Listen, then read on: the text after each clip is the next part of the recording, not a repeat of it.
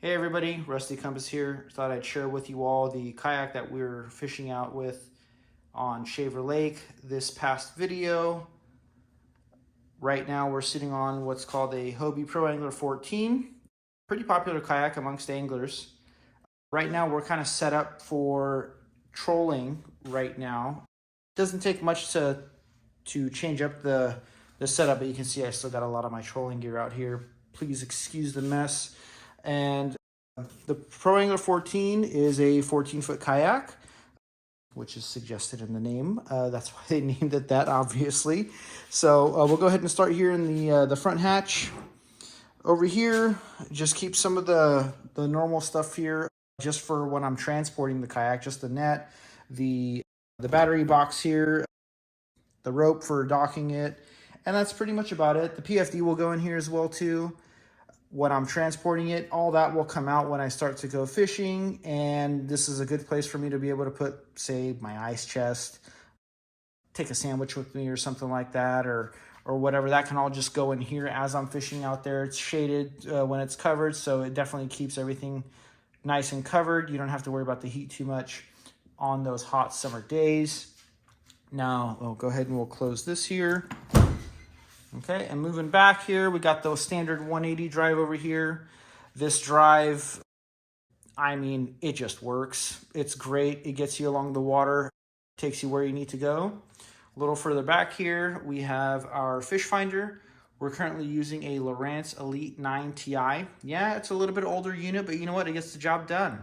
We got side scan, down scan, sonar, GPS, everything we need. When we're primarily fishing for, say, kokanee like we were this weekend, we really want to just be able to see 2D sonar, be able to find these fish at the depth at which they're at, so that way we can target them there. When we switch up over to bass fishing, you're honestly going to be trying to target structure and find fish that way. We're not expecting to see the fish in such a way that it's going to be completely obvious on here. Yeah, you'll see the markings and whatnot, but for most part, you're going to be fishing those rock piles, those stumps, those laydowns. You're going to be doing all that to be able to find these fish, okay? So it gets the job done. You don't need to go out there and get yourself some fancy $5,000, $7,000 unit like some of these are getting pretty crazy right now. Yeah, I know a lot of people are using some of those Panoptics or Live Scope systems. They're nice, don't get me wrong, they're super nice, but I mean, we got to be a little budget minded sometimes as well too. Plus, I'd rather spend the money on bait. Speaking of bait, little segue over here. Right here is my primary soft bait tackle storage, or yeah, just soft bait storage really. You can see here I'm using a Cydio, what's called a Cydio crate. I know some people have started going this route, and specifically to the pro angler. And I think the main reason why is it slides so good underneath this front seat over here. Obviously the seat's in the high position, so, but you can see here, big fan of Robo Worm over here and some other baits. Got most of my worms laid out, some creature baits and some curly tail worms, and you can't go out there without a fluke. I mean, come on. All right, we'll slide that back in here. See how nice it just slides back there? All right, and over here in the center hatch, we pretty much just got a couple of basic things. We definitely got some scent over here. We got some wipes, and we got, well, it looks like I left my flashlight in there. That's where it went. We also got some lights as well too.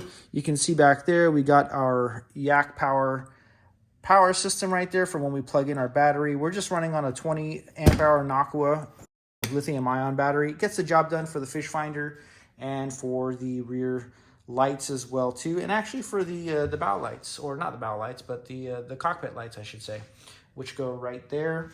Now let's see if you can see here. Let's go ahead and put this lid back on so we can kind of get it out of our way. I'll leave that there, and again, just slides underneath. Makes it super easy accessible while you're out there on the water. Over here, we're using just the standard Hobie H-Rail bucket over here. I'll use this to keep some of the scents in there while I'm out on the water, keep my pliers and my scissors out here too. And then the top of the tray just acts as like kind of a drying rack for any of the lures that I'm kind of switching up to, any of my crankbaits or jigs or whatnot will just end up kind of sitting right over here, so that way they can dry. I don't really want to put any wet lures back into the boxes until they're fully dried out. You really just don't want to do that. It will run into some rust issues. Then obviously over here we got our Vantage seat, and sitting on here is our PFD. Ladies and gentlemen, don't go out without a PFD. I can't stress this enough. Too many people have lost their lives because they haven't worn their PFD out on the water. They could have just been saved with the PFD. I know more recently there was a story about 3 kayakers out on the water, out in the river, that ended up losing their lives. I'm not too sure if they weren't wearing their PFDs, but, you know, the whole sport of kayak fishing is very dangerous. You're not a boat. You're not a jet ski. You don't have a lot of power if you are motorized. And I myself am not motorized. I'm just running with the pedal drive itself. So you're not a fast-moving vessel. And things can happen out there, things that are unexpected, not necessarily your fault. Could be the environment that you're in. Something could happen. The wind can kick up. You know, it's not uncommon, unfortunately, for people to be driving their boats while they're under the influence as well, too. So you just never know what can happen. Always wear your PFD. Have a plan. Let people know where you're going, so that way, if anything was to happen, they'll know where to look at the very least, okay? And then over here, we have one H-rail mounted rod holder. I do not really recommend these. These are not the greatest, guys. But, you know, ended up getting a good deal on them. So I just said, hey, what the heck? I'll go ahead and grab these while I'm able to. And then over here is our newest addition. We ended up getting a Yak Attack boom mount over here. So that way we can get another angle of the fishing while we're out there, out on the water. Hopefully to be able to get some of that content for you guys pretty soon. On the back of the seat over here, you can see we have just a standard Hobie, I guess you can call it, I don't know, a Vantage seat bag or Vantage bag or whatever they want to call it in their lineup. And that just kind of houses some towels and some, you know, things like, you know, first aid, Band-Aids, whatnot, and then car keys and wallet when you're out on the water. Since this thing is tied into the kayak itself, it does have a spot there, a little mesh pocket to be able to put those things in there. And then back here, we got our paddles, and then we have what's called our H crate over here. And obviously you got to have the cup holder, man. The coffee in the morning is so important. Then over here, for the H crate over here, we just got some tackle boxes. We got some terminal tackle trays down in there as well too. I'll do a more comprehensive review when we're out there on the water and when the sun is out. I've outrigged this thing. It has the 4 rod holders, 1 on each corner, and then I've had 2 on each side. I take about a total of 8 rods with me too. Again, don't have the time to go over the arsenal right now, as it's we're just not out there and we're not on the water. I'd much rather do that on the water, guys. And on the very back over here, we have our Burley Pro orb, which also acts as our flag as well. Yeah, honestly, you can't go out there without a flag. Just makes you more visible. Just another safety precaution. Most people run orange. I just decided to run the red, white, and blue. It looked cool to me, and I'm still pretty visible out on the water with it too. And that's pretty much the kayak in its entirety, folks. Not much else going on over here. I pretty much try to keep it as simple as possible when I'm out there on the water. Again, this is mostly rigged up for trolling right now.